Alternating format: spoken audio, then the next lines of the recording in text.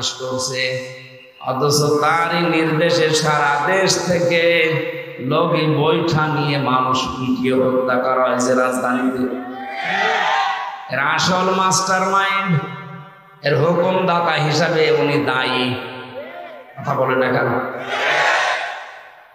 Direct indirect মানুষ মেরে ফেলার জন্য বহু চেষ্টা দুনিয়াতে উনি চালিয়েছে। সোজা চাপটা কথা, আমাদের এই আপনাদের বগুড়ার পুত্রবধূ, ওনাকেও হয়তো ডাইরেক্ট কিছু করে না, ইনডাইরেক্ট এতিমের সম্পদ আত্মসাতের মামলা দিয়েছে। যেই কয় টাকার মামলা দিয়েছে ওই কয় টাকার চাইতে আরো 3 ডবল টাকা বেড়ে গেছে। আমার মনে হয় তার পুরস্কার দেওয়ার দরকার ছিল। তারে যদি আপনি এইভাবে শাস্তি দিয়ে চিকিৎসা পর্যন্ত না দিতে দেন, তাহলে দরবেশ বাবার কি করা উচিত আপনি বলেন? সে তার 2 কোটি 3 কোটি না, 36,000 কোটি আপনি এক জীবনে গণনা করেও শেষ করতে পারবেন না। দেশটা ফোকলা করে ফেলেছে কয়েকজনে। সুতরাং যিনি আছেন দূরের, এই আয়াতের অনুযায়ী আমরা দেখতে পেলাম আল্লাহর আইনগুলো যখন মানুষ ভুলে যায় তখন তাদেরকে আল্লাহ নিয়ামত বাড়িয়ে দেয়। কোন নিয়ামত তাদেরকে দেয়নি? সব আল্লাহ দিয়ে দিয়েছিলেন।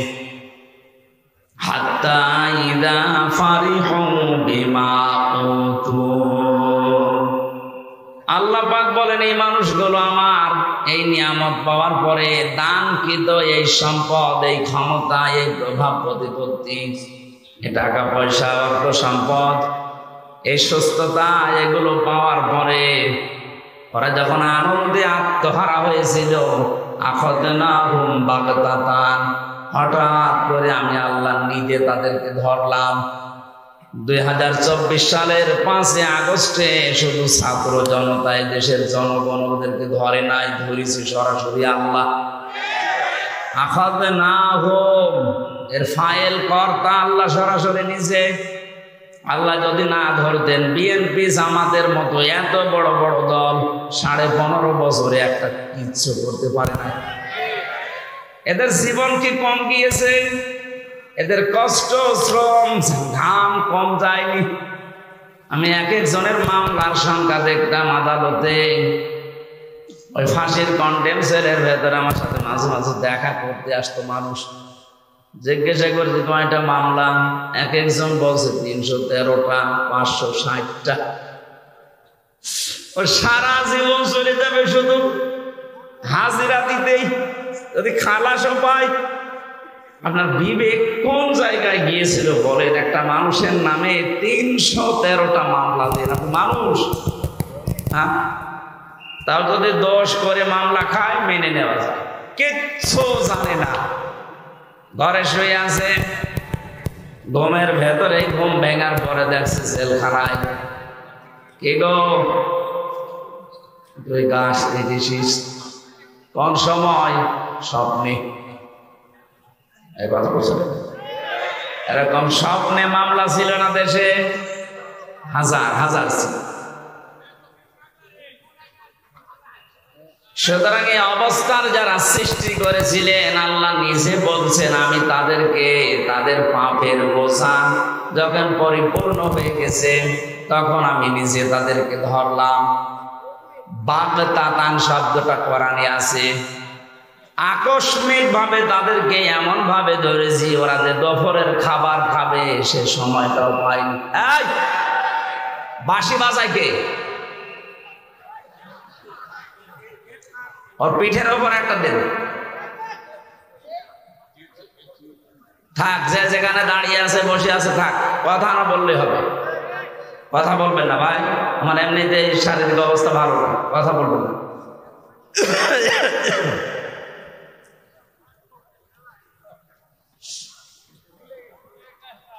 আল্লাহ পাক বলেন ফাইদাহুম মুবলিসুন, এমন অবস্থায় তাদেরকে ধরেছি যে তারা হতাশ হয়ে গেল, নিরাশ হয়ে পড়েছে।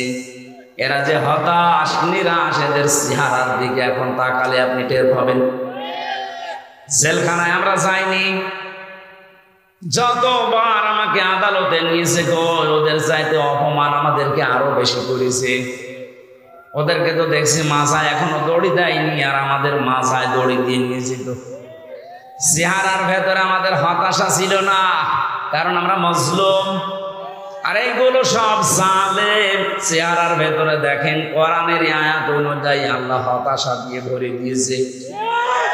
মানুষ দেখলে আবেগে একটু আনন্দ করবে, কি পচা ডিম মারতেছে, কথা বলে না কেন?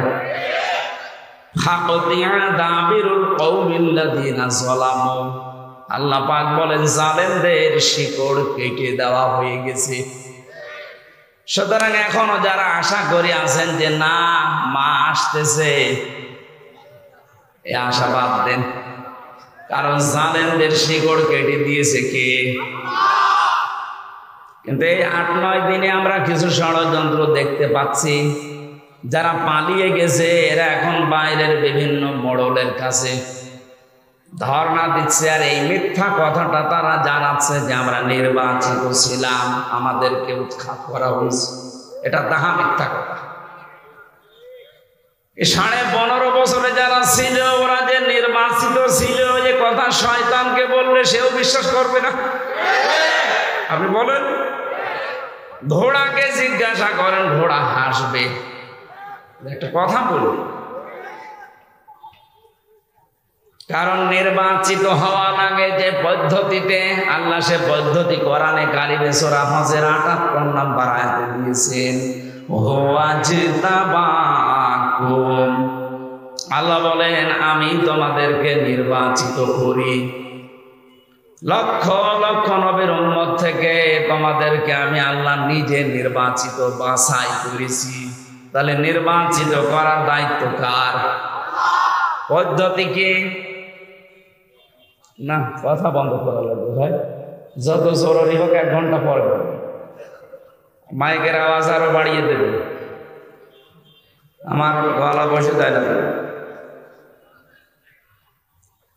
নির্বাচিত করা লাগে যে পদ্ধতির মাধ্যমে, ওটার বাংলা নাম নির্বাচন। বাংলা নাম কি? জবাব দেবেন একেবারে ছাত্রের মতো বললাম। নির্বাচিত হয় মানুষ যে পদ্ধতিতে, নাম কি? আপনি একেবারে নিরপেক্ষ দৃষ্টিতে দিয়ে বলেন তো, 15.5 বছর নির্বাচন হয়েছে, আপনি কেন এই মিথ্যা কথা ছড়াচ্ছেন? কাদের স্বীকৃতি আবার পেতে চান? সারা দুনিয়া জানে যে আপনি নির্বাচন ছাড়াই ছিলেন, কারণ 154 জন নির্বাচনের আগে ঘোষণা দিয়েছেন। কথা বলেন না কেন? দিনের ভোট আপনি রাতে করে নিয়েছেন। কিভাবে বলেন যে আমি নির্বাচিত ছিলাম? একটা হাসি মানুষ এত বড় মিথ্যা কথা বলতে পারবে?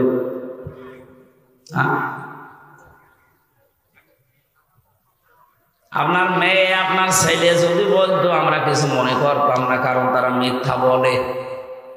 কি আপনি একটা হাসি মানুষ হয়ে মিথ্যা বলেন, তামাম দুনিয়ার মানুষ কি মনে করবে? হাসি মনে হয় মিথ্যাই বলে। কাকে যখন ডিম পাড়ে দেখবেন কোকিলের, মনে করে কেউ দেখতেছে না। আপনি যে মিথ্যা বলছেন মনে করছেন কেউ জানে না, তামাম দুনিয়া এটা জানে যে আপনি মিথ্যাবাদী। আমার তো মনে হয় যত বছর বয়স ওনার, এতটা সত্য কথা জীবনে আছে কিনা আমার সন্দেহ লাগে। কি কথা বলেন? এই যে এই 2টা কথা তার প্রমাণ। আপনি বলছেন আমি নির্বাচিত, আরে নির্বাচনিত হয়নি। কিসের নির্বাচিত? বাংলাদেশে যে নির্বাচন হয়নি, আমার সাথে এক ওসি ছিল জেলখানায়, আমারে মাঝে মাঝে এসে বলতো হুজুর দেখেন তো আমার তওবা হয়েছে কিনা। কিভাবে তওবা করলেন? যে এই যে নির্বাচন গেল, উনি দায়িত্বে ছিল ফেনী, যে নুসরাত হত্যা মামলা। নির্বাচনের রাত 12টার পর থেকে আমার যা দলবল আছে এদেরকে সাথে নিয়ে আমি আল্লাহর নামে ভোট কাটা আরম্ভ করলাম। এই যে কোরআন শরীফ আমার সামনে এইভাবে বলছি, আমি আল্লাহর নামে ভোট কাটলাম। ফজর পর্যন্ত কাজ শেষ করার পরে এটা জমা দিয়ে দিলাম বাক্স। গোসল করলাম, ওযু করার পরে 2 রাকাত নামাজ পড়লাম। এবার আমি নামাজ শেষ করে বললাম আস্তাগফিরুল্লাহ, হুজুর আমার তওবা হয়েছে। আপনি তো আল্লাহর কাছে দোষ করেননি যে আস্তাগফিরুল্লাহ পড়বেন, আপনি দোষ করেছেন হামজার কাছে। কথা বলেছেন, একটা এমপি বানাতে হলে 3.5 লাখ থেকে 4 লাখ মানুষের রায় লাগে, ভোট লাগে, আর আপনি সবাইটা একাই দিয়ে দিলেন আর বলছেন হুজুর আমি আস্তাগফিরুল্লাহ পড়লাম। আগে আমার মতো 4 লাখ হামজার কাছে যে স্বীকার করবেন, বলবেন যে আমার ভুল হয়ে গেছে, এখন কি করব বলেন। তারা যদি মন থেকে বলে ঠিক আছে মাফ করে দিলাম যান, তাহলে আপনি মাফ পাবেন। কথা বলেন না কেন? ভয়ঙ্কর বিষয়। এই কয় বছরের ভেতরে অনেক হামজা দুনিয়া থেকে বিদায় নিয়েছে, আপনি তাদের কাছে মাফ চাবেন কি করে? এই জন্য 15.5 বছরে যারা জুলুম, অত্যাচার, নির্যাতন, বিশেষ করে আয়না ঘরের সাথে যারা জড়িত, গুম আর খুনের সাথে যারা জড়িত, এই মানুষগুলো যদি শুধু এখন আস্তাগফিরুল্লাহ পড়ে, জীবনও মাফ হবে না। এদের মাপ পাওয়ার একটাই পদ্ধতি আছে, অপরাধ যার কাছে স্বীকার করবেন তার কাছে। আপনার কারণে এই লোকটা 15.5 বছর ব্যবসা করতে পারে নাই। আপনি চাঁদাবাজি করে, মিথ্যা মামলা দিয়ে, মিথ্যা সাক্ষী দিয়ে এরকম বহু মানুষের জীবন নষ্ট করে দিয়েছেন।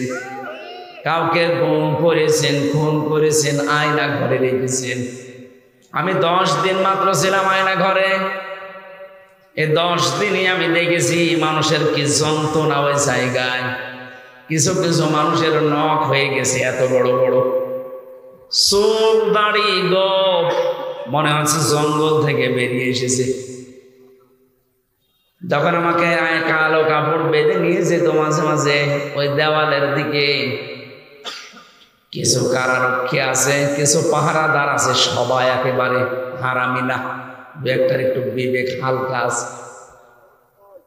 ওই মানুষগুলো যেহেতু এর আগে 17, 18, 19 সাল পর্যন্ত তারা আমার আলোচনা শুনেছে, বাইরে যে আরো শোনে, ওরা আমাকে নিয়ে যাওয়ার সময় বলতো হুজুর আস্তে করে খুলে দেই, এ পর্যন্ত কেউ নেই।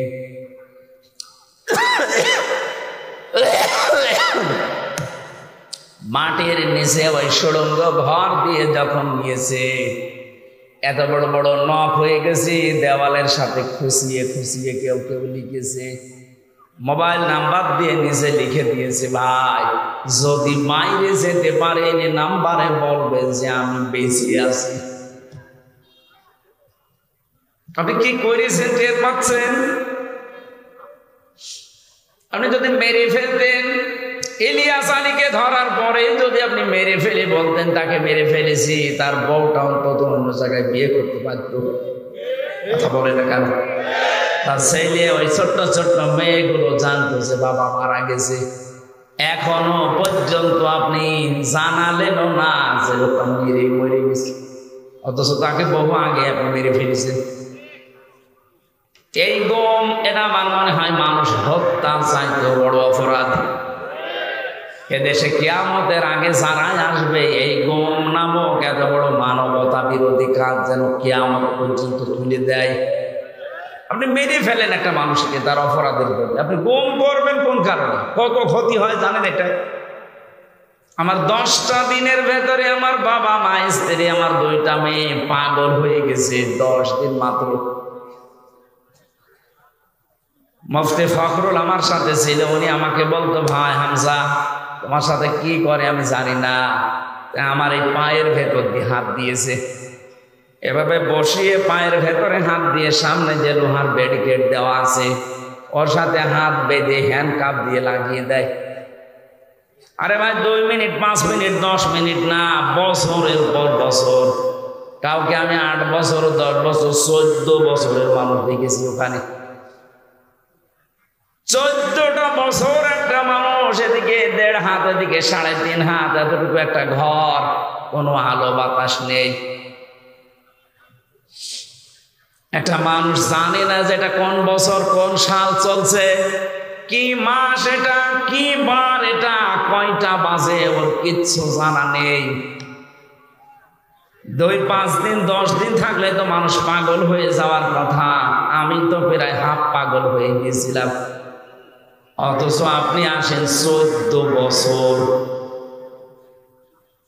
আমার মনে হয় এই দেশের 18 কোটি মানুষকে মানুষ যদি যিনি পালিয়ে গেছে ওনাকে মাফ করে দেয়, ব্যারিস্টার আরমানের বউ জীবনও মাফ করবে না, ইলিয়াস আলীর বউ জীবনও মাফ করবে না। আপনি ওই জায়গায় থাকলে বুঝতে পারতেন কি করেছেন। এই কঠিন অবস্থাগুলো আপনি তৈরি করলেন, আর এখন বলছেন আস্তাগফিরুল্লাহ, আল্লাহ আমাকে মাফ করে দেন। আল্লাহর কাছে আপনি অপরাধ করেছেন, আপনি অপরাধ করেছেন আমাদের কাছে। কথা বলেন ঠিক কিনা? যাদের কাছে অপরাধ করেছেন, যদি সত্যি আপনি জালেম হয়ে থাকেন, আপনি নিজেও জানেন আপনি জালেম কিনা। অপরাধ যার কাছে স্বীকার করবেন তার কাছে। কিভাবে স্বীকার করবেন? যে বলবেন যে ভাই আমার মাফ হয়ে গেছে, ভুল হয়ে গেছে, না, এই 15.5 বছরে তার যে বিশাল ক্ষতি করে ফেলেছেন, ওই ক্ষতিপূরণ আগে তাকে দেবেন। কথা বুঝতেছেন? আমার যে 3টা বছরে আমার বাবার কাছ থেকে প্রায় 30 লাখের উপর আপনার টাকা নিয়েছেন বিনা কারণে। এই যে কয়েকদিন আগে মামলা আমার সব খারিজ হয়ে গেল, আদালত কর্তৃক প্রমাণিত যে আমার কোনো দোষ নেই, আমি নির্দোষ। তাহলে আদালত বলছে আমার কোনো দোষ পাইনি, আমি নির্দোষ। বিনা কারণে নির্দোষ মানুষটাকে 3 বছর আপনি তাও সাধারণ জেলে রাখেননি, ফাঁসির কন্ডেম সেলের ভেতরে রেখেছিলেন। বলেন, আমি কি ওই ধরনের অপরাধ করেছিলাম? ওখানে তো রাখা লাগবে যে মানুষগুলো মার্ডার মামলার আসামি। কেন আপনি আমাকে ওখানে রাখলেন? আমারে আর মামুনুল হককে আর ওই গিয়াসউদ্দিন মামুন সাহেব, 3 জনের ব্যাপারে এত কড়াকড়ি ছিল ভেতরে। দেখতাম ওই ফাঁসির কন্ডেম ছেলে রেখেছে, আবার সিসি ক্যামেরা দিয়ে রেখেছে, আমার সাথে যেন কেউ কথা না বলে। এত মানসিক কষ্ট, খাবারের কষ্ট, যোগাযোগ বিচ্ছিন্ন করে রেখেছিলেন। আর আপনি এখন আস্তাগফিরুল্লাহ পড়বেন, আল্লাহ আপনাকে মাফ করে দেবে। আমরা কি করছি?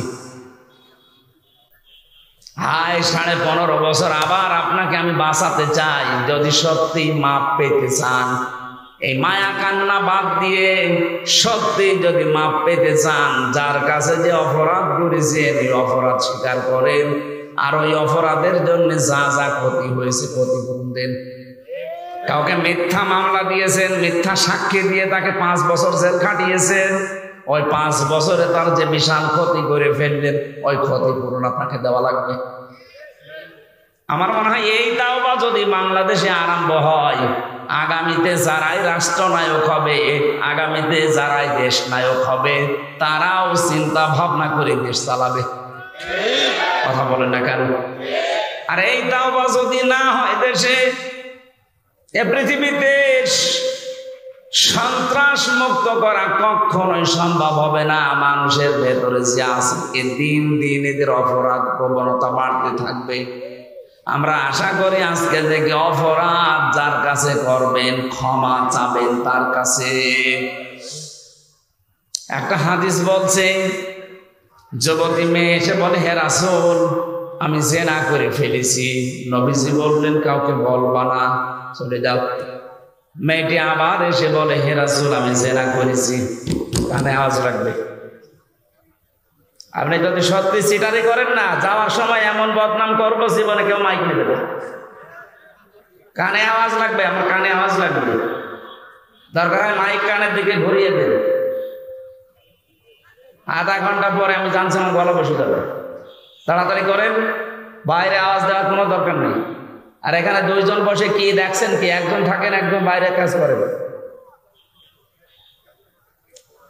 সুবহানাল্লাহ আলহামদুলিল্লাহ লা ইলাহা ইল্লাল্লাহ সুবহানাল্লাহ আলহামদুলিল্লাহ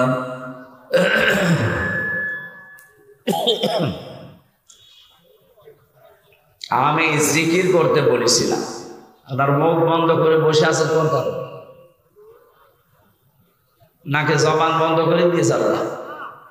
সুবহানাল্লাহ, আলহামদুলিল্লাহ, লা ইলাহা ইল্লাল্লাহ, লা ইলাহা ইল্লাল্লাহ, মুহাম্মাদুর রাসূলুল্লাহ, আল্লাহুম্মা সাল্লি আলা সাইয়্যিদিনা মাওলানা মুহাম্মাদ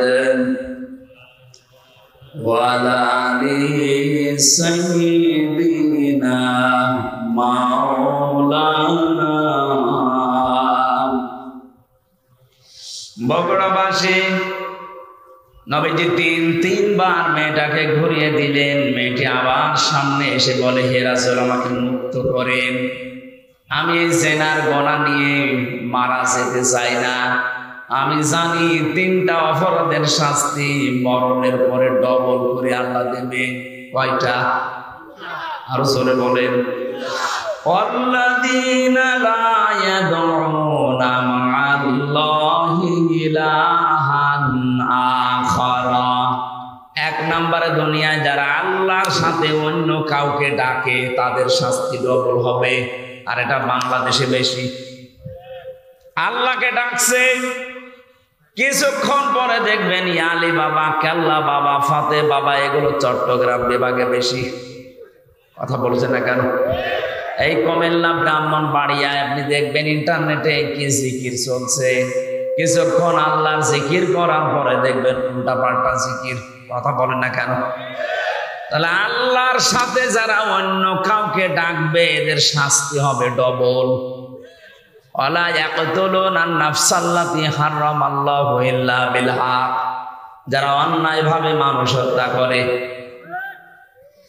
2024 সালের আগস্টের 5 তারিখের আগ পর্যন্ত 3732 জন মানুষ মারা গেছে সরকারি জরিপে। এদের একটাও আপনি দলিল দিতে পারবেন কোন কারণে মারলেন এদের? এই যে মানুষ হত্যার সাথে যারা জড়িত ছিলেন টপ টু বটম প্রত্যেকের শাস্তি ডবল হবে। কথা বলে না কেন? মানুষ হত্যার সাথে যারা জড়িত তাদের বাঁচার জন্য একটাই পদ্ধতি আছে, তাদের মেরে ফেলা লাগবে। এটা আমি বানিয়ে বললাম। সূরা বাকারার 178 নম্বর আয়াতে আছে, এই যে কিসাসের বিধান আল্লাহ এমনিতে দেয়নি, দুনিয়ার ভারসাম্য রক্ষা করার জন্য আল্লাহ এটা দিয়েছেন।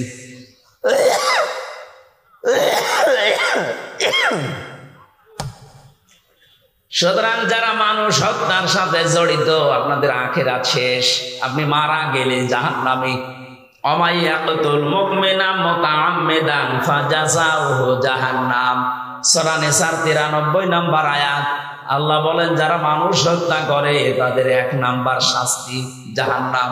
কি বলেন? বলেন।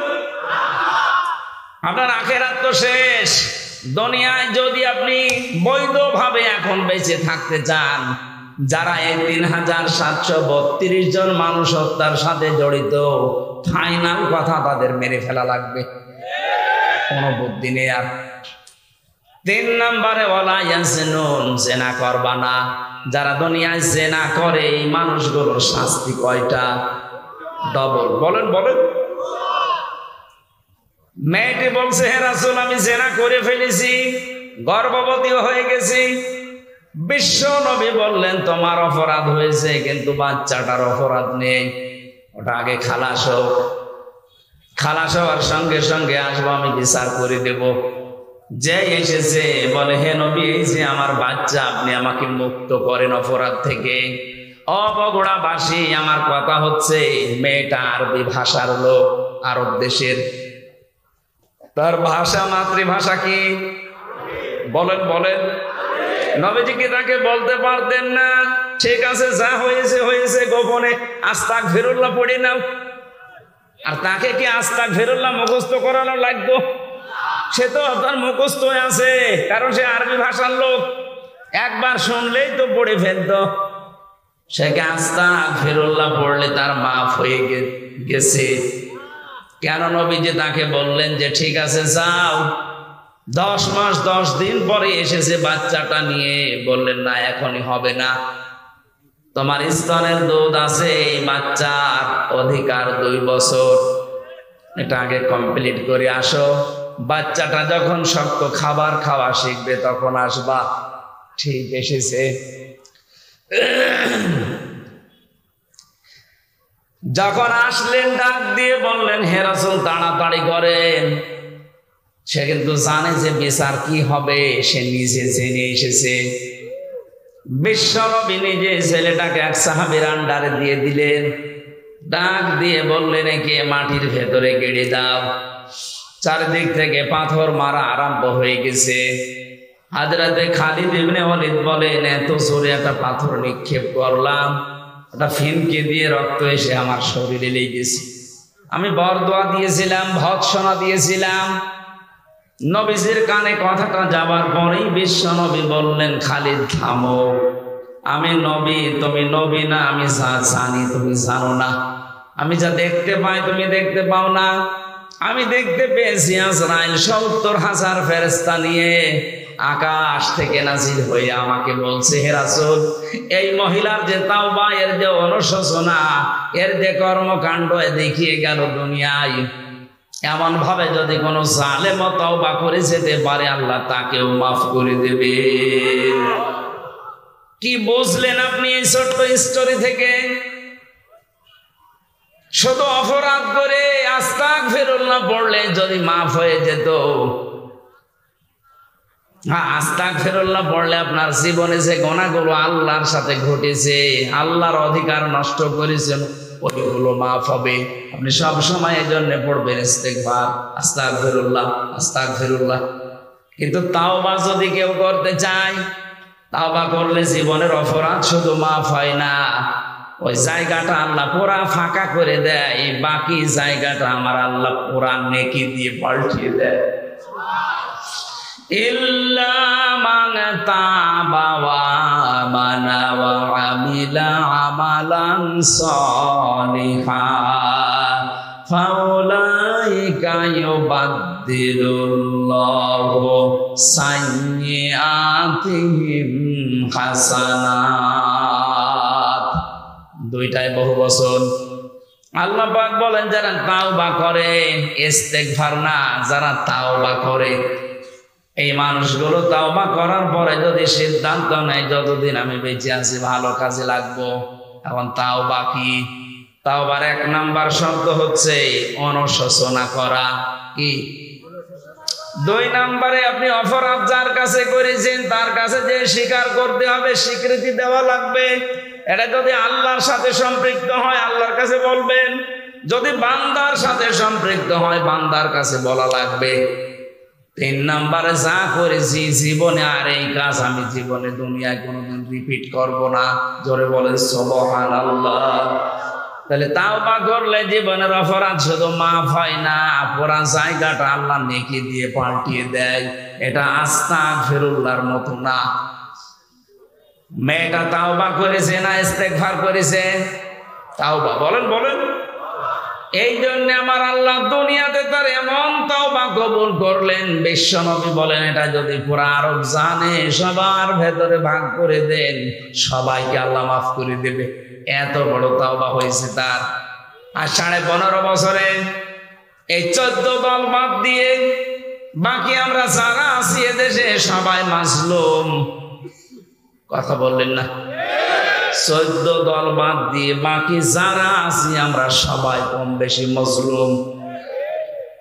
এই মজলুমদের এখন উহুদের ময়দান থেকে শিক্ষা নেওয়া লাগবে। উহুদের ময়দানে প্রথমে কিন্তু বিজয় হয়ে গিয়েছিল মুসলমানদের, কিন্তু গনিমতের মাল যখন ভাগাভাগি করার জন্য দৌড়াদৌড়ি আরম্ভ করেছে, হযরতে খালিদ বিন ওয়ালিদ ওই সময় কাফের ছিল। আকস্মিক ভাবে তিনি অতর্কিত হামলা চালিয়ে জায়গায় 14 জন মানুষ মেরে ফেলেছিলেন। আমার মনে হয় বাংলাদেশ এখন উহুদের প্রান্তরে দাঁড়িয়ে আছে।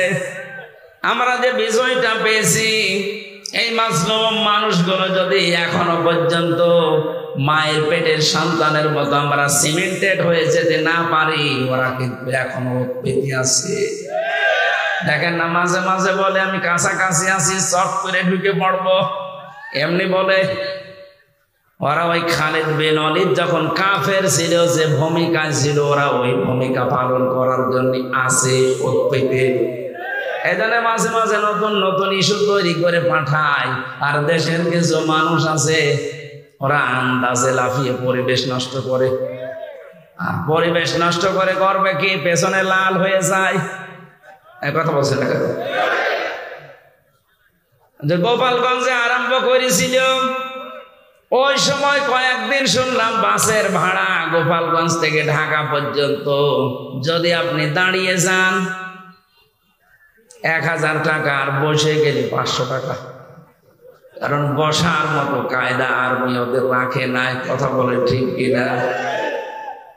এই জন্য আহ্বান জানাচ্ছি, পালিয়ে যে গেছে, এ দুনিয়ার ইতিহাসে এটাই বলে 850 বছর আগে ওনার দাদা পালিয়েছিল, লক্ষণ সেন। কথা বলে দেখেন, ওনার দাদা, কথা বললাম কেন, আমার ফাঁসি চাই বইটা পড়েন, দেখেন ওনার জন্মের ইতিহাস লেখা আছে। ওনার জন্মের ইতিহাস না, ওনার বাবার জন্মের ইতিহাস লেখা আছে। আমি মেজর ডালিম বলছি, বইটা পড়েন। আমি 5 তারিখের পরে এই কয়েকটা বই আমি সব আগা গোড়া শেষ করে দিয়ে গেছি। আল্লাহ, আমরা ভাবি কি আর আসলে হয়েছে কি? আন্দাজে মুসলমান বললেই হবে। এই জন্যই বলছে 850 বছর আগে ওনার পর দাদা দাদা যারা পালিয়েছে, লক্ষণ সেন সেই রাস্তা ধরেই পালিয়ে গেল। পৃথিবীর ইতিহাস পুরা পাল্টিয়ে দিয়েছে। 350 জন এমপি একবারে পালিয়ে যায়। সারা পৃথিবীর 257টা রাষ্ট্রে আমি পাইনি, বাংলাদেশ দেখলাম। শুধু পার্লামেন্টের যারা মেম্বার এরাই পালিয়ে যায়নি, জাতীয় মসজিদের ইমাম পর্যন্ত পালিয়ে গেছে।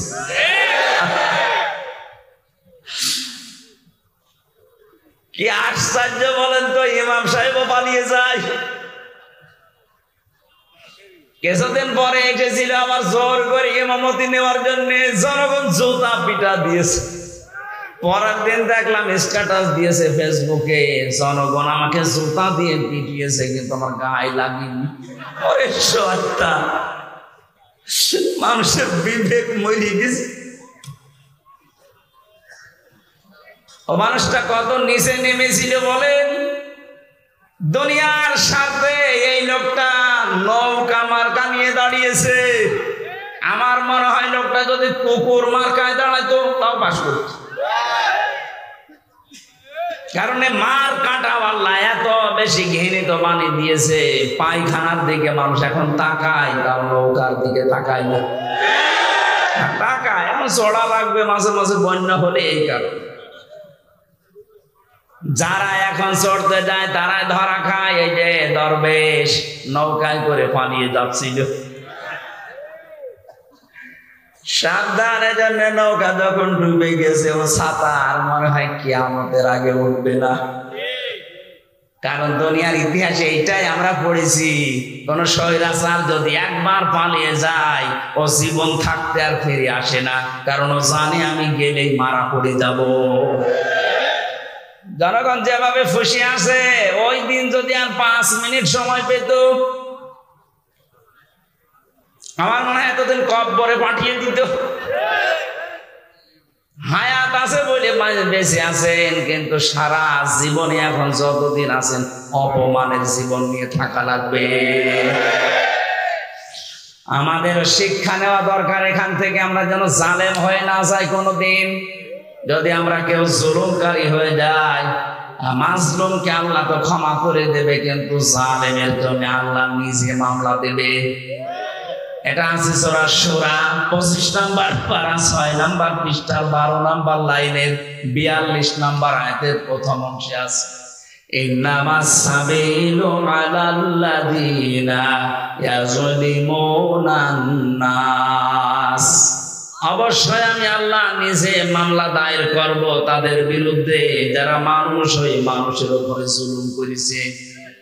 15.5 বছরে যে জুলুম হয়েছে এটা ওয়াজ করা লাগবে আরো জোরে। সুতরাং 1628টা চেয়ার ছিল এই দেশে, মেন চেয়ার শাহ আলম ভাইয়ের চেয়ার না, এই চেয়ার না। যিনি পালিয়েছে তাকে থেকে শুরু করে থানার শিবগঞ্জের ওসি পর্যন্ত 1628টা চেয়ার ছিল মেন দায়িত্ব পালন করার জন্য। আর এইগুলো যারা ঘোরাফেরা করে এরাই দেশ চালায়। এই মানুষগুলোর প্রত্যেকটা ছিল জালেম আর জালেমের সহযোগী, কেউ ডাইরেক্ট কেউ ইনডাইরেক্ট। কথা বলে না কেন?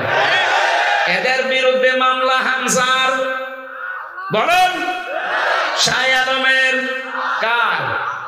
আমরা অত্যাচারিত হয়েছি, আমরা যদি কিছু নাও বলি আল্লাহ আপনার বিরুদ্ধে মামলা দেবে। কারণ এই দেশের 1628টা চেয়ারের যারা ছিল তারা আল্লাহর মামলার আসামি। আপনি শব্দটা খেয়াল করছেন? কত ওজনওয়ালা আল্লাহর মামলার আসামি এরা। বাদী যত বড় হয় মামলা তত কঠিন হয়। বলেন, এরা আল্লাহর মামলার আসামি। এটা দুনিয়াও শেষ, জালেমদের আখিরাতও শেষ। আল্লাহু লা ইয়াহদিল কওমাজ জালিমিন। আল্লাহ বলেন আমি জালেমদেরকে হেদায়েত দিচ্ছি না, দেব না। এটা মুজারে, বর্তমান, ভবিষ্যৎ, প্রেজেন্ট, ফিউচার। কি করলেন আপনি? জালেমদের দোসর হয়ে সাহায্য সহযোগিতা করে যা কামিয়েছিলেন সেগুলো ভোগ করতে পারলেন না। আর দুনিয়া তো শেষ হয়ে গেল, আপনার আখিরাত শেষ। আপনি তো ছোটখাটো কোন বাদীর আসামি না, আপনি সরাসরি আল্লাহর মামলার আসামি। আপনার দিকে তাকিয়ে এখন আফসোস হয় মাঝে মাঝে, কি করলেন আপনি? আমাদের জীবনের দিকে একটু খেয়াল করা দরকার। আমি আমার ইমান থেকে বলছি, এখানে যারাই আমরা আছি 200 বছর পরে যদি এই জমিনে কেউ আমরা ঘুরে আসি, আমার নিজের বাড়ি, বানানো বাড়ি আমাকে আমার নাতি ছেলে তারা উঠতে দেবে? বলেন তো দুনিয়াটা কেমন? এই বাড়ি ঘর জমি জায়গার জন্য এমন কোনো কিছু করি নাই, সব আমার জীবনে ছিল, সে বৈধ অবৈধ বলেন। অথচ মাত্র 200 বছর পরে এখন ফিরে আসবেন, আপনাকে আপনার ছেলের 3 পুরুষের পরে আর তারা চিনবেও না, উঠতেও দেবে না। কোরআনে কারিমে আল্লাহ আমাদেরকে কথাটা বারবার আমাদের বিবেকের কাছে ধাক্কা দিয়েছেন। আমাল হায়াতুদ দুনিয়া ইল্লা মাতাউল গুরুর। ও পৃথিবীর বান্দা বান্দিরা, একটু বিবেকটা কাজে লাগাতে পারো না? দুনিয়ার জীবন কিন্তু ধোঁকা। তোমার মা বাবাও ধোঁকা, সন্তান ধোঁকা, স্ত্রী ধোঁকা। দুনিয়া একটু ভাঙ করে থাকো, দেখো চোখ বন্ধ করে, সব ধোঁকা ধরা পড়ে যাবে। সুতরাং আমরা যেন পাগলামি না করি কেউ। বিশাল ধোঁকা আমাদের সামনে যেটা দেখা দিচ্ছে এখনো আছে, এই ধোঁকায় পড়ে আমি আমার আখিরাত নষ্ট করতে পারি না। আমার আখিরাত যেন আমার সামনে 1 নম্বরে থাকে, দুনিয়া যেন আমার পেছনে থাকে। তাহলে আখিরাত যদি কেউ 1 নম্বর বানায়, দুনিয়া আমার আল্লাহ তার কপালে যা আছে দিয়ে দেবেন। আমরা কি আখিরাত সামনে রাখতে রাজি আছি? বলেন বলেন। আমার এবার তেলাওয়াত কিন্তু আয়াত সূরা আরাফ 179 নম্বর আয়াত। আজকের আলোচনার বিষয় যেটা বলেছিলাম, নাম হচ্ছে বিবেক। নাম কি? এটা যাদেরকে আল্লাহ দিয়েছেন, এই বিবেক যাদের কাছে লাগে না, একেবারে অ্যাক্টিভ হয়ে মিশে যাবেন কোরআনের সাথে। আল্লাহ পাক বলেন, ওয়ালাকাদ যারানা লিজাহান্নামা কাসীরাম মিনাল জিন্নি ওয়াল ইনস। অধিকাংশ মানুষ আর জিন জাহান্নামে যাবে, এই জন্যই তাদেরকে বানিয়েছি। কে বলছেন? প্রশ্ন আসতে পারে, তাহলে আমার দোষ কি? অধিকাংশ মানুষ আর জিন যদি জাহান্নামে যায় তা আমার কি দোষ? এখানে আল্লাহ 3টি ইন্দ্রিয় শক্তির কথা দিয়েছেন, যাদের ভেতরে এই 3টা আছে, যদি কাজে না লাগে সে জাহান্নামে যাবে, যার কাজে লাগবে সে জান্নাতি। একেবারে কাটছাট সহজ কথা। 1 নম্বরে লাহুম কুলুবুন লা ইয়াফকাহুনা বিহা, যাদের কলব আছে কিন্তু চিন্তা ভাবনা নেই। এটা আপনাকে বিবেক আল্লাহ দিয়েছেন, কিন্তু বিবেকটা আপনি কাজে লাগান না। বিবেক কাজে লাগাতে পারলে আপনি রাস্তা হারাবেন না, রাস্তা পেয়ে যাবেন। একেবারে গোড়াতে শিকড়ে আল্লাহ হাত দিয়েছেন আমাদের। হালাকা আলাল ইনসানি হাইনুম মিনাদ দাহরি লাম ইয়াকুন শাইআম মাযকুরা। আল্লাহ পাক বলেন, হামজা একটু কি খেয়াল করো না, বিবেকটা কাজে আমার লাগে না যে তুমি জন্মের আগে উল্লেখ করার মতো কিছু ছিলে না। আমার এই যে 33 বছর বয়স, এখন 34 বছর আগে হামজা নামে আমার বংশে যেহেতু কেউ ছিল না, আমার বংশে আমার এরিয়াস এবং ফিরোজা, এই মাধ্যমে আমি দুনিয়ায় আসলাম। কেউ আলোচনাও কোনোদিন করেছে যে এখানে হামজা নামে একজন এসেছে? মাত্র 34 বছর আগে। আল্লাহ পাক আমাকে এটা স্মরণ করাচ্ছেন কেন? কারণ একটা দুর্বল জায়গায় আঘাত দিয়েছেন আমার। আমি যখন কিছুই ছিলাম না, নেই থেকে আস্তে আস্তে আমার আল্লাহ হামজা বানিয়ে চেয়ারে বসিয়েছে। এখানে মা বাবার দায়িত্ব শুধু বিছানায় থাকা, বাকি যা করার কে করেছে?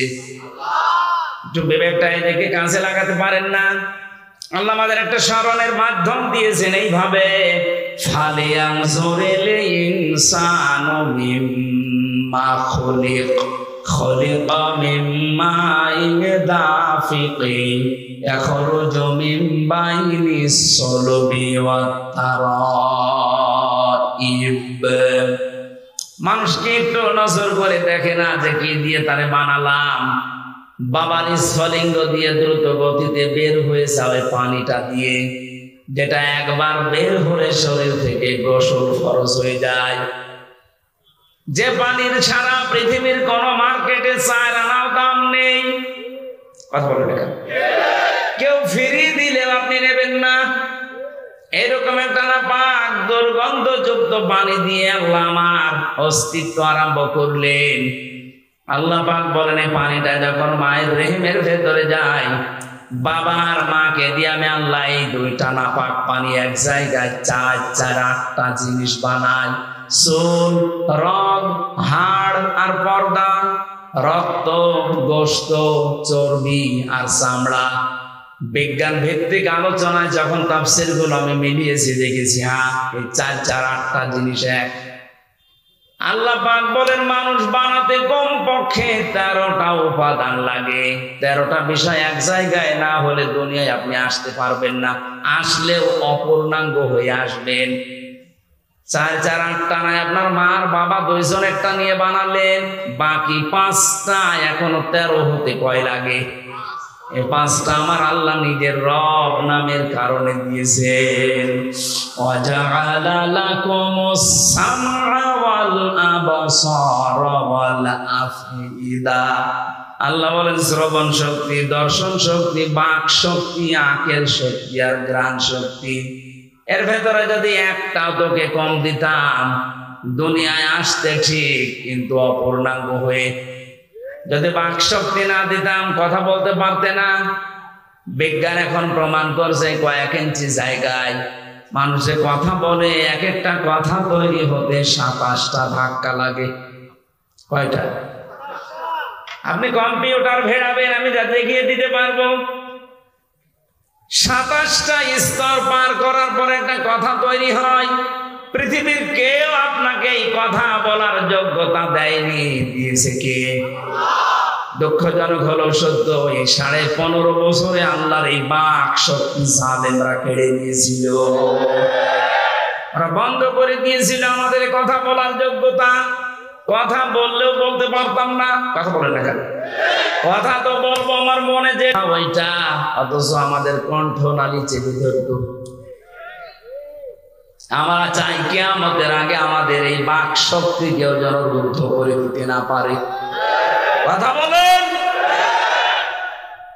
আমার এই অধিকার আমার আল্লাহ দিয়েছেন, আপনি কেন বন্ধ করলেন? কোরআনে কারিমে আল্লাহ যত বড় বড় রহমতের কথা তিনি জানিয়েছেন, তার ভেতরে 4টার কথা সবচাইতে বেশি জানিয়েছেন। 1 নম্বরে আর রহমানু আল্লামাল কুরআন খালাকাল ইনসানা আল্লামাহুল বায়ান। আল্লাহ পাক বলেন, আমি যে রহমান, আমার দয়া দেখতে চাও, পৃথিবীর সবচাইতে বড় দয়া কোরআনে কারীম তোমাদেরকে দেওয়া। লক্ষ লক্ষ নবী পাঠিয়েছিলাম দুনিয়ায়, কোন নবীকে আমি আল্লাহ কোরআন দেয়নি, তোমাদেরকে দিয়েছি। এটা আমার বড় নিয়ামত। এটাই শুধু না, আমি তোমাদেরকে মানুষ বানিয়েছি।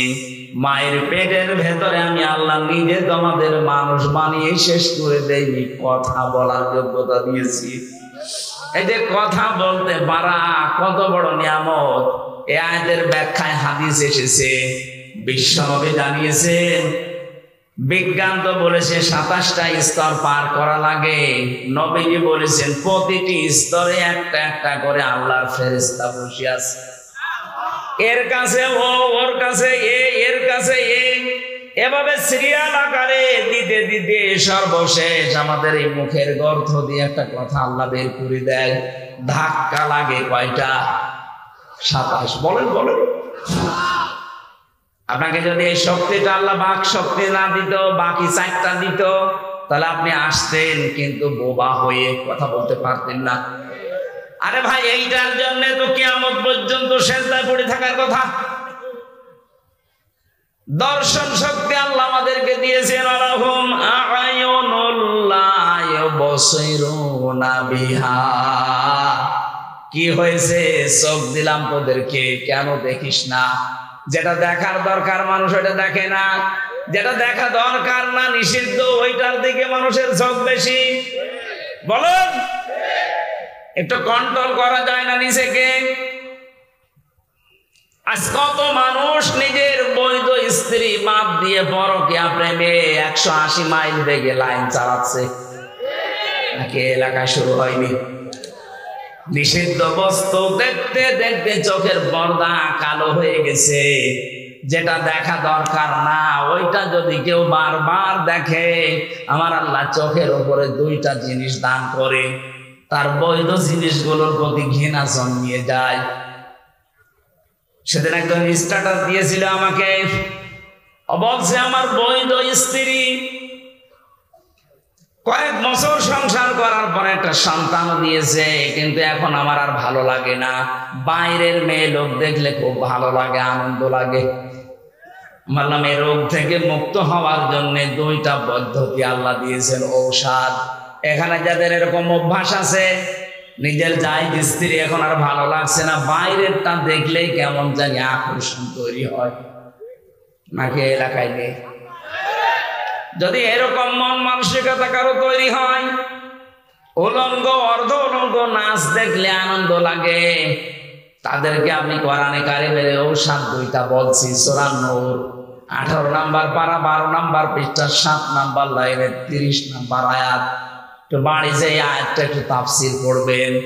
وَقُلْ لِلْمُؤْمِنِينَ يَغُضُّوا مِنْ أَبْصَارِهِمْ وَيَحْفَظُوا فُرُوجَهُمْ ذَلِكَ أَزْكَى لَهُمْ إِنَّ اللَّهَ خَبِيرٌ بِمَا يَصْنَعُونَ। বলেন আল্লাহু আকবার। আল্লাহ পাক বলেন, হে নবী, মুমিন পুরুষ যারা আছে এখানে তাদেরকে আপনি বলে দেন, তারা যেন তাদের চক্ষুকে নিম্নগামী করে রাখে পর স্ত্রী থেকে, পর নারী থেকে। 2 নম্বরে তাদের লজ্জা স্থানকে হেফাজত করে। প্রশ্ন আসতে পারে, 2টা কাজ করা অত সহজ? সহজ না। এই জন্যই তো আল্লাহ আপনাকে এত দামি বানিয়েছে। আপনার পরীক্ষা তো এই দুইটাই। বিশ্ব নবী জানিয়েছেন দুইটা গর্তের যদি কেউ আমাকে গ্যারান্টি দিতে পারে, আমি আল্লাহর নবী বলছি তাকে আমি জান্নাতে পৌঁছিয়ে দেব। এক নাম্বারে এই মুখটা, দুই নাম্বারে লজ্জাস্থান। এই দুইটা গর্ত যদি সত্যিই কেউ হেফাজত করে রাখতে পারে, আল্লাহর দিকে তাকিয়ে একটা অনির্বচন সুখ আপনাকে আল্লাহ দান করবে। শব্দটা কে বললাম বলেন তো? অনির্বচন সুখ। এটা বাংলা বাস্তবতা দেখাচ্ছি। এই যে সিল ছো মারে যখন পাখির বাচ্চাদের, মা পাখিটা তখন নিজের ডানাটা এভাবে বিছিয়ে ফল করে দেয়, এর নাম আরবিতে ওয়াকফিজ। আল্লাহ বলেন ডানা এভাবে ডাউন করার পরে ফল করে দেয়, যখন শাক করার পরে যখন ফল করে, তোমরা দেখতে পাও পাখির এই মরগুলো এত মোলায়েম, এত নরম, এত সফট, একটার সাথে আরেকটা যখন মিলে যায়, ডাউন করার পরে যখন ফল করে, এর নিচে বাচ্চাগুলো যে একটা আনন্দ পায়, একটা সুখ পেয়ে যায়, ওদের মনে মনে এই চিন্তা, এই বিশ্বাস তৈরি হয় যে যেখানে আসি এখানে অন্তত দুনিয়ার কেউ ছো মেরে নিয়ে যেতে পারবে না। তখন ওরা কিচির মিচির আওয়াজ দেয়। বাংলাতে এদেরকে বলা হয় অনির্বচন সুখ। আপনি যদি সত্যি আল্লাহর ভয়ে আজকে আপনার এই চোখের যে গোনা আছে এটা বন্ধ করে দিতে পারেন, আপনার হৃদয়ের ভেতরে আল্লাহ আলাদা ভাবে একটা সুখ নিজে দান করবেন।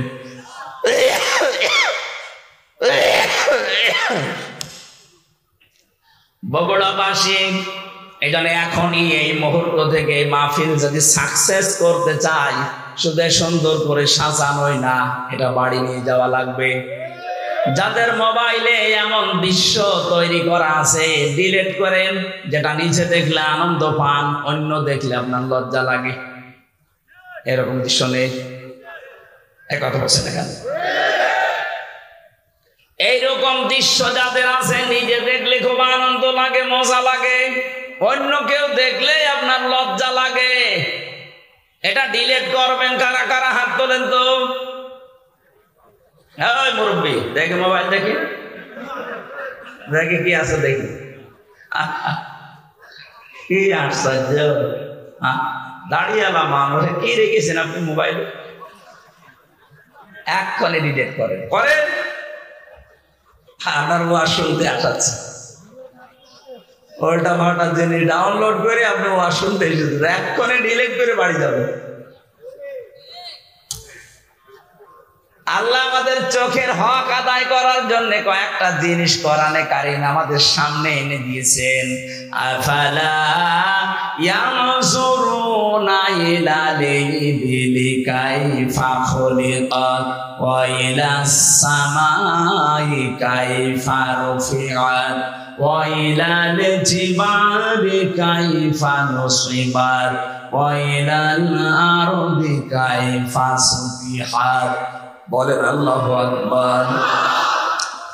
আল্লাহ পাক বলেন, ও দুনিয়ার মানুষেরা, নজর করে একটু দেখতে পারো না? চোখ দিলাম, উটের দিকে তাকাতে পারো না? মরুভূমির জাহাজ বানিয়েছি ওইটা আমি। তোমরা একটু জমিনের দিকে তাকাতে পারো না? এটা বিছানা বানিয়ে দিয়েছি। ওই আকাশের দিকে তাকাও, খুঁটি ছাড়া বিশাল ছাদ মাথার উপরে রেখে দিয়েছি। পাহাড়ের দিকে তাকাও, পেরেক স্বরূপ পাহাড়কে আমি জমিনের সাথে গেড়ে দিয়েছি।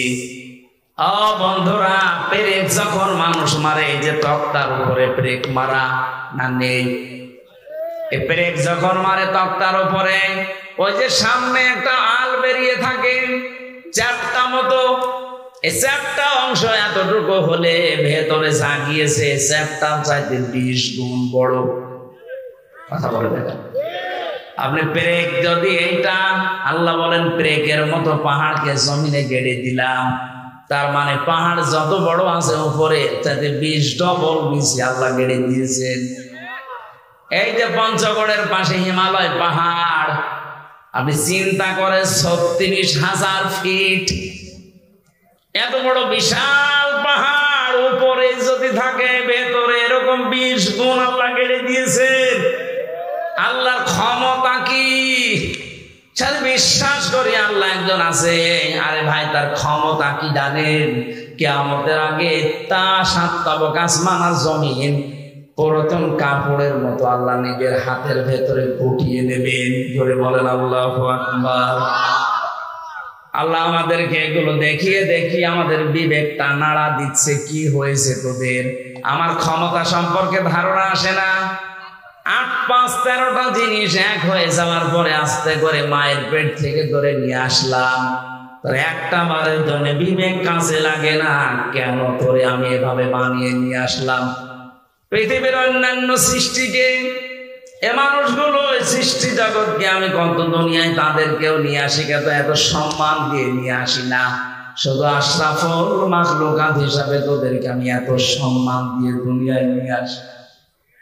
মারা যাওয়ার পরে তাদেরকে আমি ফেলে দেব যেখানে সেখানে না, তাদের সম্মানজনক একটা দাফন কাফনের ব্যবস্থা পর্যন্ত আমাদের করা লাগে। কথা বলেন ঠিক কিনা?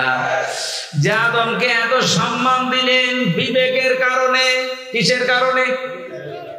বিবেক আছে বলে আপনার এত সম্মান। বিবেক না থাকলে আপনি যদি পাগল হয়ে যান, আপনার এত সম্মান দুনিয়ায় কেউ দেবে না। সুতরাং আপনার যে বিবেক আছে এটা আজকে থেকেই কাজে লাগাবেন। এমনকি জাহান্নামে যাবে যারা, মেন গেটে যে ফেরেশতা দাঁড়িয়ে আছে, দারোয়ান ফেরেশতা মালিক, ও জিজ্ঞাসা করবে আলাম ইয়াতিকুম রাসূলুম মিনকুম ইয়াতলুনা আলাইকুম আয়াতি রাব্বিকুম ওয়া ইউনযিরুনাকুম লিকা ইয়াউমিকুম হাদা। কি তোমাদের কাছে কি নবী রাসূল যায়নি? এই জাহান্নামের যে আযাবের কথাগুলো তারা কি তোমাদেরকে শোনায়নি, সতর্ক করেনি? প্রত্যেকটি জাহান্নামী মানুষগুলো এক বাক্যে জবাব দেবে, ক্বালু বালা ক্বাদ জানা নাযীর। হ্যাঁ, আমাদের কাছে সতর্ক বার্তা নিয়ে এসেছিল। নবী হয়তো আসে নাই, নবীর ওয়ারিসরা এসেছিল। সত্য কথা বলতে হবে, মিথ্যা বলা যাবে না। সত্য পথে চলা লাগবে, মিথ্যা পথে চলা যাবে না। সত্যকে মিথ্যার সাথে মিশ্রণ করা যাবে না। দায়িত্ব জীবনে যেইটা যেইটা আছে পালন করা লাগবে। কথাগুলো আমাদের স্মরণ করিয়েছিল, কিন্তু মনে মনে ভাবতাম এইটা আর বলতাম ফাকাল্লাবনা ওয়া কুলনা মা নাযালাল্লাহু মিন শাইইন। মনে হয় এটা মিথ্যা কথা বলছে, এরকম কিছু আল্লাহ নাযিল করেনি। এরকম ধারণা এই দেশে কারণে এখন এত ভেঙে ভেঙে কথা বলার পরে অনেকের মনের ধারণা না, এ মনে হয় আল্লাহ এরকম কথা দেয়নি, আমি কি বানিয়ে বলছি? বলেন বলেন। তখন ওরা এক বাক্যে জাহান্নামের ফেরেশতা দারোয়ানের কাছে বলবে, লাউ কুন্না নাসমাউ আও নাকিলু মা কুন্না ফি আসহাবিস সাঈর। আমরা যদি ওই জামানায় কথাগুলো শুনতাম জীবিত অবস্থায়, আর যদি বিবেক কাজে লাগাতাম, তাহলে আজকে এই জাহান্নামে আমাদের আশা লাগতো না। বগুড়াবাসী বিবেক যাদের আছে এখনো কিন্তু কাজে লাগান, এত জাহান্নামী হয়ে যাবে। বিশ্বনবী মেয়েদের সম্পর্কে জানিয়েছেন, নেককার মহিলা আল্লাহর কাছে 4টা গুণ বিশিষ্ট নারী। 1 নম্বরে ইদা নাযারা ইলাইহা সাররাতুহু, যার দিকে স্বামী তাকালে স্বামীকে আনন্দ দেয়। আজ হাজারো মহিলা পরিবারে এটা করে না। এটা মনে করো দুনিয়ার কাজ না, এটা আখিরাতের কাজ। স্বামী বাইরে থেকে যখনই আসবে, আপনার কথাবার্তা দিয়ে, অভ্যর্থনা দিয়ে, ওয়েলকাম দিয়ে, ব্যবহার আচার দিয়ে, খেদমত দিয়ে, যেভাবেই হোক তার মনটা তরুতাজা করা লাগবে। নবীজি বলেছেন, কোন মহিলা যদি স্বামীকে আনন্দ দিতে গিয়ে, হাসি খুশি করতে গিয়ে দাঁত বের করে ফেলে, যেই কয়টা দাঁত তার স্বামী দেখে আনন্দ পাবে, ওই কয়টা সওয়াব পাবে। ওরা দাঁত দেখায় স্বামী বাদ দিয়ে বিয়াইকে, দোলা ভাইকে। কথা বলে না কেন? ওয়াইদা গাবা আনহা হাফিজাতুহু, 2 নম্বরে ওই মহিলার জন্য জান্নাতের 8টা দরজা খোলা থাকবে। যেই মহিলা স্বামী বাড়ি থেকে চলে গেলে অনুপস্থিত থাকলে সে তার নিজের ইজ্জত আবরু সম্ভ্রমকে হেফাজত করে রাখে। কত মহিলা স্বামী বাড়ি থেকে চলে যেতে দেরিও মনে হয় যে ঈদ বেঁধে গেছে ওর। বলেন, পরকীয়া প্রেমে যারা লিপ্ত, মেয়েদের অভ্যাস একটা আছে জন্মগত ভাবে, ওরা যদি একবার কোনো জিনিসের শান্তি পেয়ে যায়, জীবন চলে গেলে ওই জায়গা ছাড়তে চায় না। এটা শুধু দোষ ওদের একা না, হযরত আদম আলাইহিস সালামের স্ত্রী থেকে শুরু। জান্নাতে যখন ছিল, শয়তান যে মেন গেটে বলছিল আকাসামাহুমা ইন্নী লাকুমা লামিনান নাসিহিন, আমরা আল্লাহর নামে কসম দিয়ে বলছি আমি তোমাদের হিতাকাঙ্ক্ষী। গোপন ভিত্তিতে সংবাদ পেয়েছি যে আল্লাহ তোমাদেরকে আরামের শান্তির জায়গায় বেশি দিন রাখবে না, তোমাদের তাড়িয়ে দেবে। হযরত হাওয়া আলাইহিস সালাম আগে পেছনে চিন্তা না করে মনে করলেন কি এত বড় আরামের জায়গায় থাকতে পারবো না, মানে বলছে কি করা লাগবে তাই বলেন, যা করা লাগে আরামের জায়গায় থাকতে আমি তাই করব। শয়তানের জন্য টার্গেট নিয়েছিল মহিলাকে। কাকে? বলেন বলেন। মেয়েদের চক্রান্ত যে কত ভয়ঙ্কর, জান্নাত থেকে পর্যন্ত আমাদের চলে আসা লেগেছে। 15.5 বছরে মেয়ে লোকের চক্রান্ত আপনি দেখতে পেলেন না? একবার কোন রকমে চেয়ারে বসার পর যে শান্তি পেয়ে গেছে, দুনিয়ার সব মানুষ মারা যাক, চেয়ার আমার চাই। মাঝে মাঝে দেখতাম এই কথা বলতো, নির্বাচন হয় হোক না হয় না হোক আমি ক্ষমতা চাই। এটা শয়তানের কথা। কার কথা? মেয়েরা, আপনি স্বামী বাইরে গেলে যে অনুপস্থিত স্বামী আন্দাজে যার তার মোবাইলে কল দিয়ে এই যে শাবনূরের কণ্ঠে কথা বলেন, আপনি যতক্ষণ পরপুরুষের সাথে কথায় লিপ্ত থাকবেন আপনার কবিরা গুনাহ উঠতে থাকবে। মেয়েরা মোবাইলে কোন আওয়াজে কোন সিস্টেমে কথা বলবে আল্লাহ তাও জানিয়েছেন। সূরা আহজাবের 32 নম্বর আয়াত, ইয়া নিসান নাবিয়্যি লাস্তুন্না কাআহাদিম মিনান নিসাই ইনিত্তাকাইতুন্না ফালা তাখদাউনা বিল কওলি।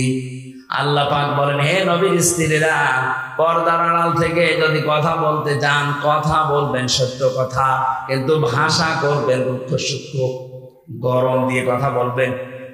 যার সাথে কথা বলছেন ওনার মনের ভেতরে যদি শয়তান কোনো কিছু ওয়াসওয়াসা দেয়, ওইটা আর কাজে লাগবে না। আপনি মোবাইলে কথা বলতে হলে প্রথমে সালাম দিয়ে জিজ্ঞাসা করে যদি স্বামী কোথায়, বলে স্বামী আছে বাথরুমে অন্য জায়গায়। কি কি দরকার এমন সাজালো গলায় বলবেন। যদি পরপুরুষ হয়, ওর মনের ভেতরে শয়তান উকি ঝুঁকি দিয়ে ওর সঙ্গে সঙ্গে পাঠিয়ে যাবে। মনে মনে ভাববে আল্লাহ একই মহিলা না আজরাইল। আর যদি শাবনূরের কণ্ঠে আপনি শুরু করেন আলাপ, ও মনে করবে কাজ হচ্ছে। 1 দিন 2 দিন 5 দিন পরে দেখবেন 2 শয়তান ফেলে দিয়ে উনি আল্লাহর রাস্তায় পালিয়েছে। এই জন্য স্বামী যখন বাড়ি থাকে না, স্বামীর সন্তান, স্বামীর সম্পদ, স্বামীর ইজ্জত আবরু হেফাজত করে রাখা নেককার মহিলার গুণ। 3 নাম্বার, ওয়াতুইনু আলা দীনি যাওজাতিহা, যখন স্বামী বাইরে থেকে দিনের কাজ কারবার করার জন্য থাকবে তখন তাকে আপনি ছাড় দেবেন, সাহায্য করবেন, সহযোগিতা করবেন, উৎসাহ দেবেন। তো অধিকাংশ মহিলারা এটাই নেই। দিনের কাজে, মানবতার কাজে 10টা মানুষের কর্মসংস্থান তৈরি করার জন্য স্বামী কাজ করছে, আপনি তার উৎসাহ দেবেন। আরো কথা বলেন না? একটা মসজিদ বানিয়ে দিলে কয়জন মানুষ নামাজ পড়বে? নাই 2000। কথা বলেন না কেন?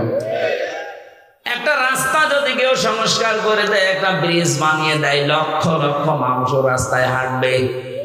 1000 মসজিদ বানানোর চাইতে একটা ব্রিজ কালভার্ট সংস্কার করা আল্লাহর কাছে দামি। পক্ষে যে কাজগুলো মানবতাকে সাহায্য করার জন্য, আল্লাহর দ্বীন প্রচারের জন্য, কায়েমের জন্য, প্রতিষ্ঠার জন্য যারা কাজ করে বেড়ায়, নেককার স্ত্রীর কর্তব্য হচ্ছে তাকে উৎসাহ দেওয়া, সাহায্য করা। খাদিজাতুল কুবরা এইটাই করেছিলেন নবীর জন্য। এই জন্য আল্লাহ তাকে নিজে সালাম পাঠিয়েছেন।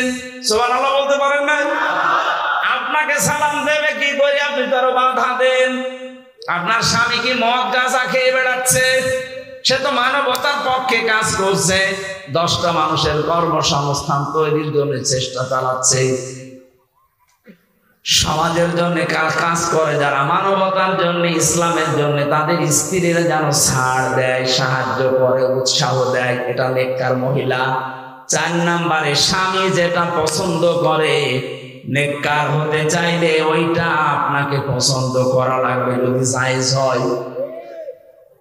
আমি সহ যত স্বামী এখানে আছি, প্রতিটি স্বামী আমরা চাই এবং পছন্দ করি মন থেকে। যে কোরআন হাতে নিয়ে বলছি, মন থেকে আমি চাই এবং পছন্দ করি বিয়ের পরে যেন আমার মা বাবা আমার সাথে থাকে। কথা বলে না কেন?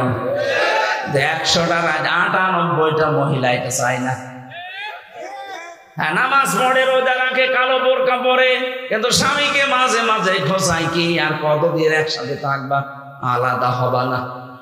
এই কথাটা শুধু ওই মেয়ে লোকের না, ওই মেয়ে লোককে হাওয়া দিচ্ছে ওই মেয়ে লোকের মা আর বড় বোন। ওখান থেকে শুধু হাওয়া দেয়, আর কতদিন থাকবি একসাথে। আরামে খেতে চাইলে আলাদা হ। এরকম শাশুড়ি আর বড় শালী কার আছে? হাত তোলেন তো। একজন আছে না? কি ইয়ার কি মারা কথা না, ওরা আছে, সত্যি আছে। সম্মানিত মা বোনেরা, আপনি মনে করছেন আমি নামাজ পড়ি, রোজা রাখি, কালো বোরকা পরে জান্নাত আমি পাবো না? পাবে কি? কে বলেছে আপনি জান্নাত পাবেন? জান্নাতে যেতে হলে আপনার স্বামী যেটা পছন্দ করে ওটা যদি জায়েজ হয়, আল্লাহর কসম আপনার কষ্ট হলেও মেনে নেওয়া লাগবে। এই যে কয়েকদিন আমি গিয়েছিলাম আগে নীলফামারী কিশোরগঞ্জ থানা, একটা বৃদ্ধাশ্রমে ঢুকলাম।